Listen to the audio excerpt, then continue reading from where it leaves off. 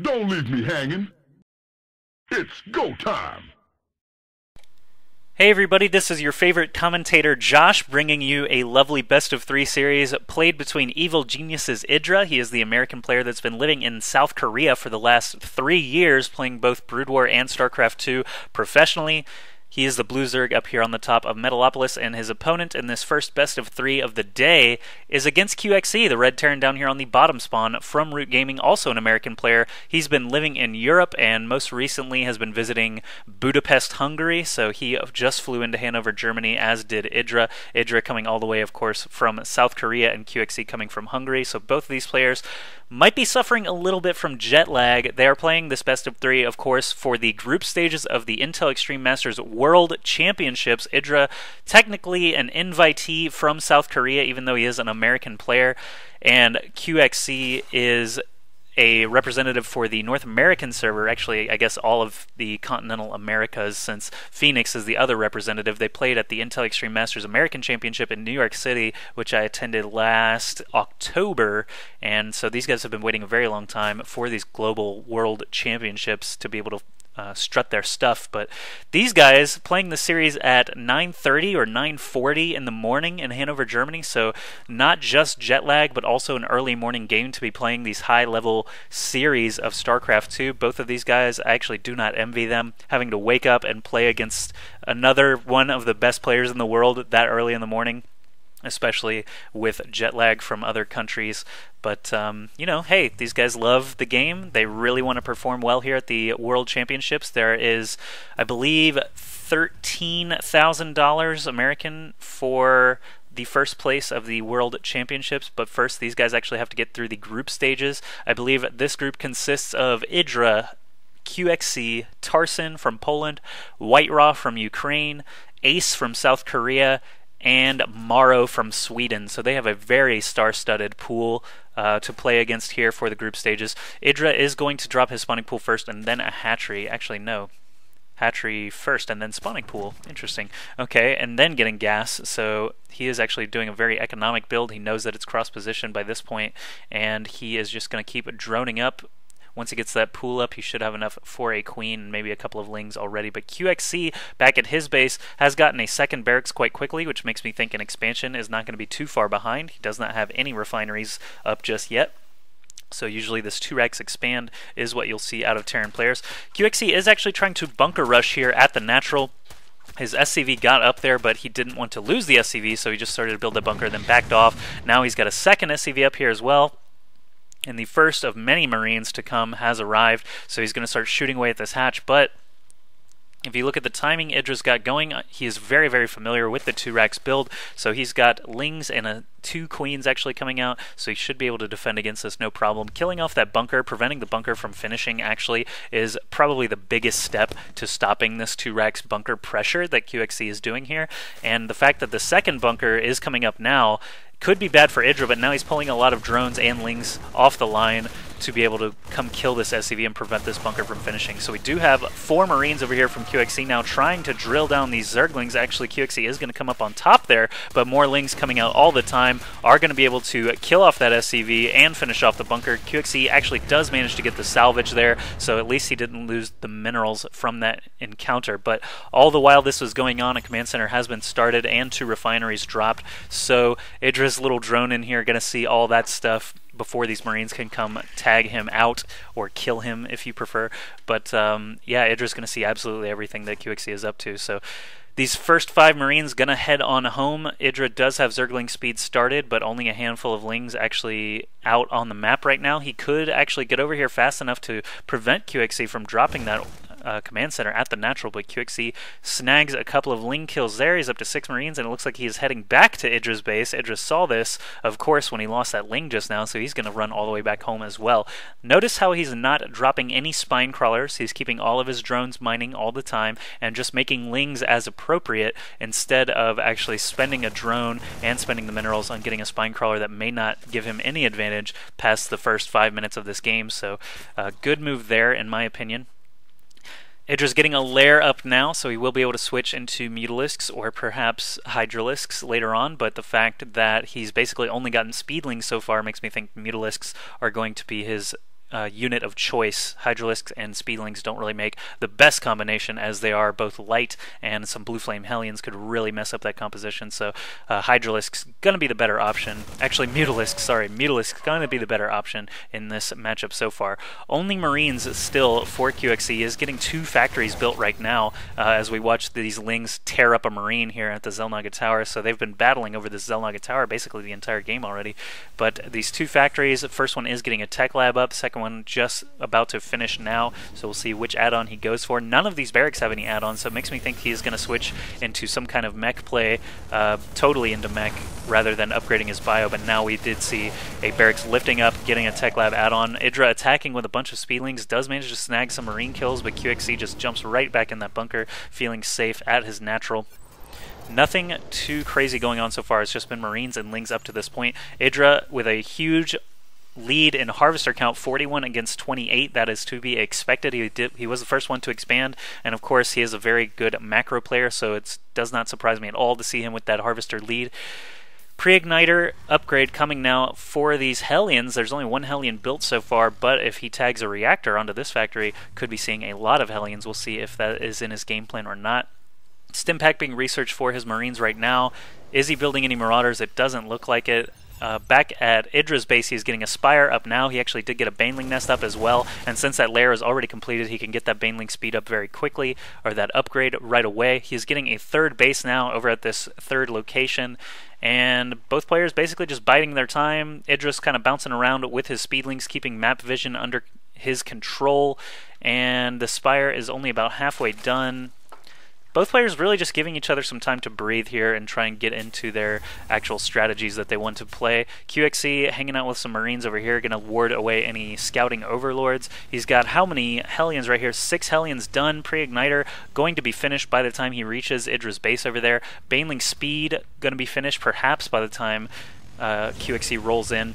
Evolution chamber going up as well, and the Spire is about to finish, so if IdrA can get some Mutalisks out quickly, they will be able to stop these Hellions no problem, not to mention these Queens that he's got sort of scattered all over the place here, and a macro hatch coming up now as well. So not only will he be on 3 mining bases, but he'll have 4 hatcheries total. So these Hellions are going down. They are killing a ton of Speedlings, but these Queens doing so much damage to the Hellions means that QXE is not really going to be able to get into the drone line like he really wants to. I really would have preferred if he had gotten into that main mineral line to do some real damage to IdrA's economy, rather than just killing a bunch of Speedlings that might not have made a difference later on anyway.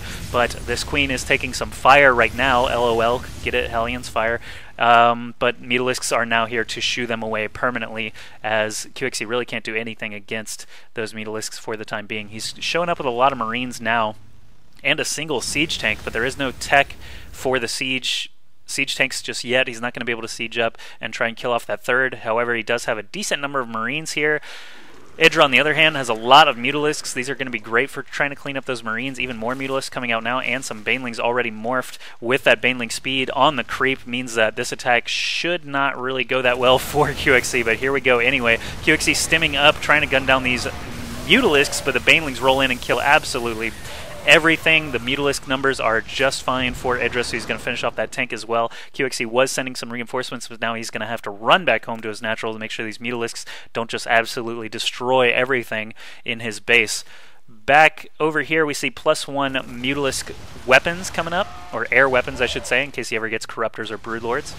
And melee attacks level 1 coming as well. QXE getting siege tech finished up, combat shields, armor for his infantry, but these Mutalisks are going to come try and get into the mineral line, but there are a couple of turrets up already, so they're just going to be content trying to stop the production capabilities of QXE, and that's basically all he's going to do, because there are a ton of Marines here. These turrets are in decent spots here, so if QXE just bounces in and out with those Marines and lures them into the turrets, Mutalisks really wouldn't be able to do much anyway.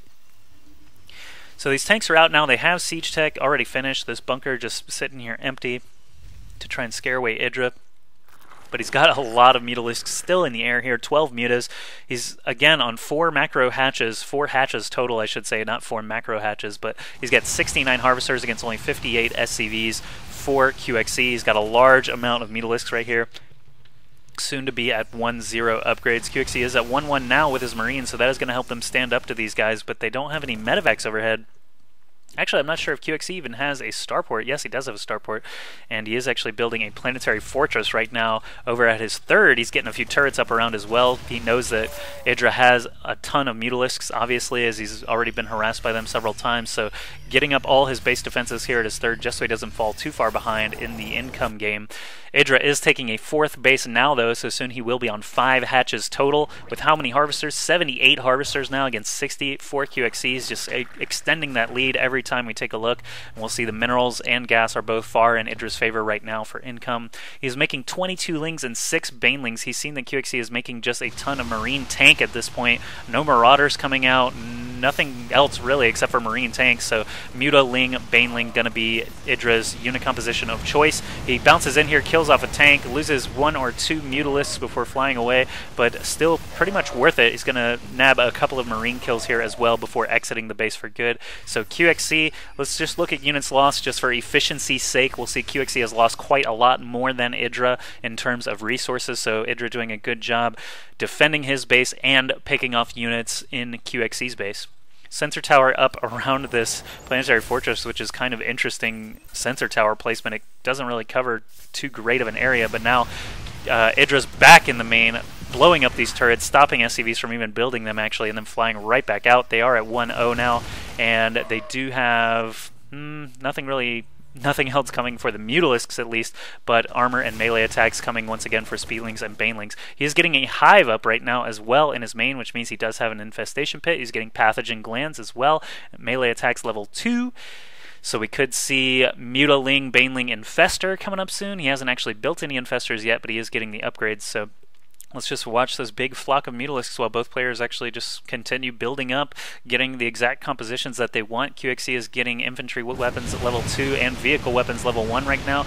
IdrA has enough Mutalisks to come in here and actually blow these turrets up. He is actually trying to kill off this turret, does manage to get it, and runs away before this huge mass of Marines actually shows up. Now that there are some medevacs overhead for the Marines, he can use that stim a little bit more liberally, and that is going to scare away IdrA's Mutalisks. Obviously, a big ball of stim Marines are able to do quite a lot of damage to Mutalisks with medevacs overhead, keeping them healed up between all those glaive worm bounces and those stim uses. But IdrA has a lot of Banelings here. He's ready to move, actually, and now he's moving already with a ton of Mutalisks, a ton of Speedlings. Let's look at the unit tab just for fun. He is at 198 supply right now against QXE's 151 unit tab. We see 79 Zerglings, 22 Banelings, 23 Mutalisks. He's coming in from both sides here. Looks like he is just going to meet up in the middle, right outside of QXE's natural. Not going to try and blow up that third, probably just going to try and hit right into this bottleneck here. Tanks sieging up right now. They were not in position before IdrA rolled in here with all these Banelings and Speedlings. Mutalisks taking out the tanks very quickly. Banelings hunting down any Marines that might be left, and IdrA suddenly has a 174 to 117 supply lead. That is just massive.